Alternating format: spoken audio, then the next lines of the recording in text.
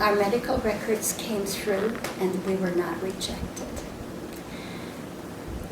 The refugee home was run by Baptist nuns, and we called them sisters. And one of the sisters was very, very dear to me. And this is just on the sideline. She gave me a banana. And I thought, oh, that's interesting. So I started eating the banana. And the texture was just so foreign to me. I thought, oh, I can't eat this. I thought, and I can't leave it in the trash. I knew it was just so bad to eat food. Someone had given to you, so I went by the window and threw it down the window and hoped whoever did it would forgive me. Do you like bananas now? Yes, I do. Yes. So anyway, so the day came and the British government, the British Air Force I should say, flew us out of Berlin to Hamburg. And from Hamburg we had transportation from the underground in Berlin, and they took us to the Bremerhaven, where we boarded our ship called the Biva Bre, which I call was an old cattle ship. It was not a cruise on calm seas, believe me. And it took us 9 days, and we sailed into the St. Lawrence Seaway. And when we arrived there for the first time, I saw no soldiers, no guns, and we were greeted by the underground people in Canada, and we were put on a train and we went to Winnipeg. And we were again greeted by other people of the organization, and they took us in and fed us, and I remember my first bath in a bathtub.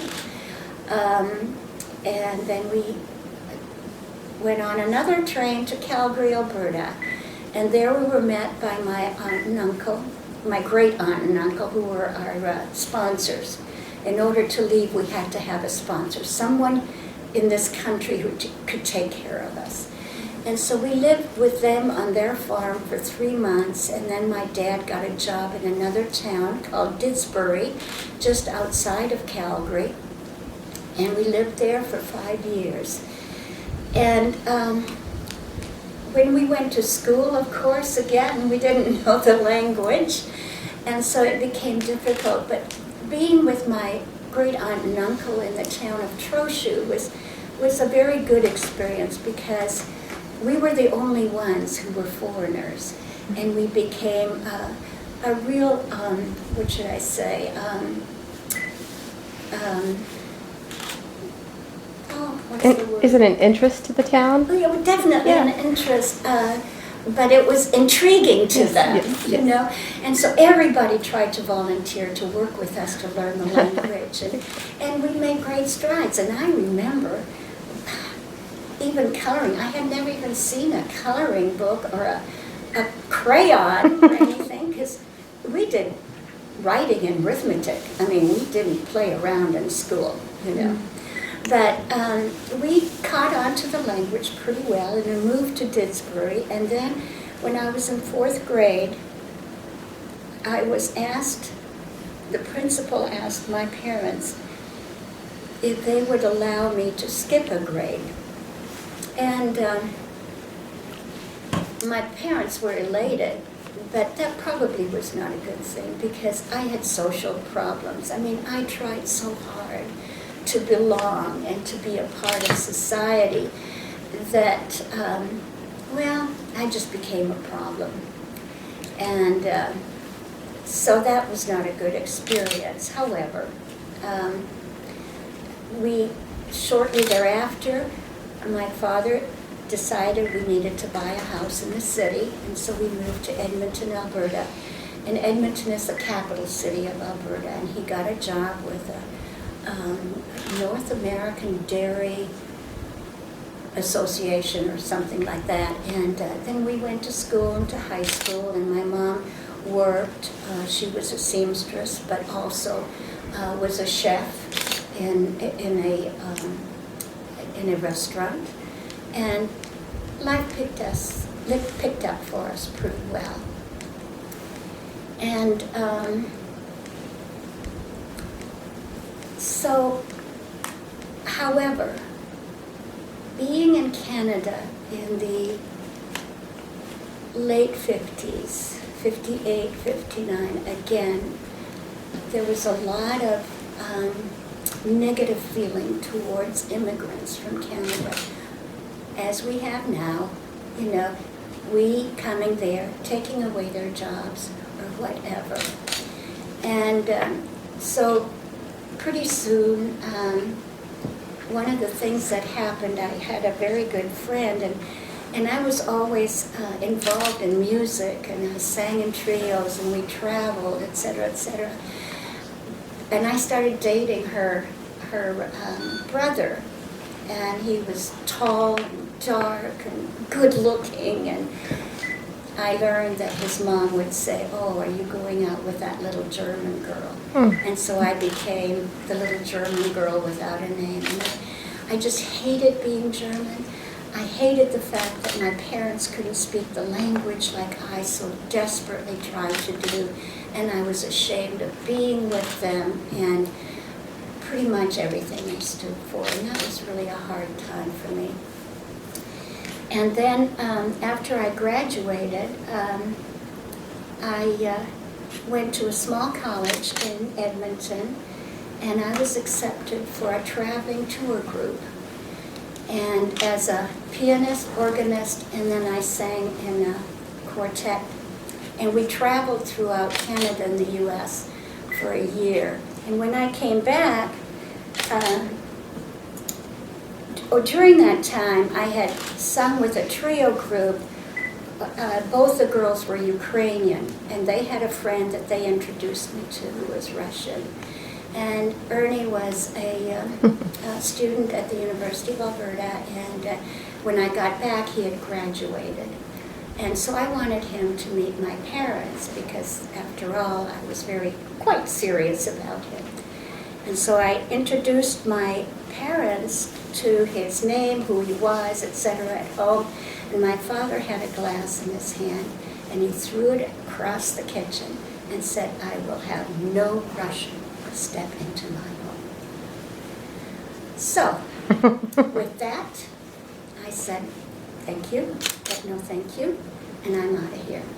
And I had made friends in Sioux Falls where we trained for the music group, and I went to Sioux Falls and entered college there, and I left home, hoping it was for good. I couldn't get a visa. I could only get a student visa because my father insisted when I got my Canadian citizenship that I was Polish, and there was a quota in the U.S. at the time for Slavic people. So I couldn't come over here on a long-term visa.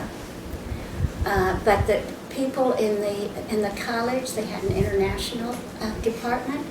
They were very good to me. They found me a job. I was an extremely good typist in an office, and my boss said, I said, "I don't have a Social Security card." He said, "If you don't have a Social Security card, I will pay you by cash. I will speak with my," and you know that doesn't sound very well, but I was able to get a Social Security number, so I was not totally illegal. And then I met my husband. He was a physics student, and every morning he taught math at 7 in the morning, and he would come by my dorm room, and I used to tease him about his language because I was still speaking very much Canadian at the time, and he'd say, "Good morning, Lina." Well, we would not say that. You know, I would say a boat and house and good morning and all that. So, we were married a year later, and so that's kind of the happy part. And you know what? Men have very many good qualities, and Don really helped me put my life in perspective. He, once I started university, I studied German and I studied literature and art, and I just know how much we as a nation have offered to the world. I'm not proud of Nazism. I'm not proud what Hitler did. It hurt us too, but I'm proud now that I can say I'm a German. Right. So. With your experience, you just have so much to offer in terms of kind of setting us straight. Like as American school children, they start studying this period of European history pretty Yeah. early. What, 7th, 8th grade? What do you start studying? 8th, something like that? What do we get right? What do we get wrong?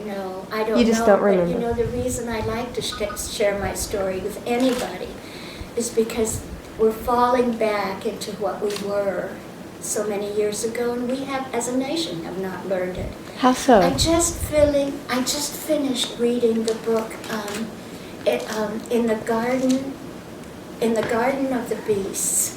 Garden of the Beasts. By Sanders, yes. Okay. And it's about Dodd, who was the ambassador to Berlin. Mm-hmm. And I got a real image of how little America knew Right. about what was going on. And Dodd knew what was going on, and no one here would believe him until after it was all done. And that just grieves me. And he was looked down upon, Dodd was, And that was an excellent book. Could I have my... I want to end with just a couple of verses. I remember being in 12th grade, and an English teacher, not as wonderful as you, of course. Okay, in one of my first high school literature courses in Canada, we were given the assignment to choose a poem and discuss it. I chose the poem If by Rudyard Kipling because of its meaning to me. My teacher said it was trash and it had no meaning. I will let you make that judgment. And this is how I end my story. If you could dream and not make dreams your master, if you could think and not make thoughts your aim, if you could meet with triumph and disaster and treat those two impostors just the same, if you could bear to hear the truth you've spoken, twisted by knaves to make a trap for fools, or watch the things you gave your life to broken, and stoop and build them up with worn-out tools, if you could talk with crowds and keep your virtue, or walk with kings nor lose their common touch, if neither foes nor loving friends can hurt you, if all men count with you but none too much, if you could fill the unforgiving minute with 60 seconds worth of distance run, yours is the earth and everything that's in it, and which is more, you'll be a man, my son. This isn't the whole poem of Rudyard Kipling. I just took things out of it that were meaningful to me.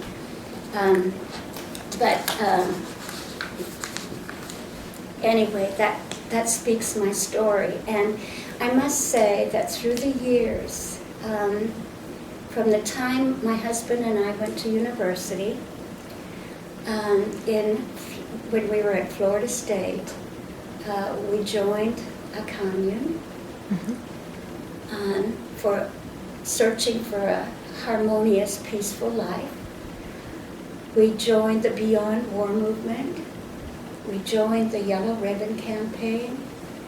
We've been instrumental in against war, etc. throughout our years. And the reason is, I know what it's like. When I see the pictures in Syria, I put myself in them. I've been there. And we really must fight for no war. So, okay, I will give this to you. This fills in some other things that I might have missed that you might find interesting. So you can have this, but you can return it at any time. Okay? All right. And if you guys want to take those those pictures of my, if you want to use any of would them, love you're to. You're welcome to.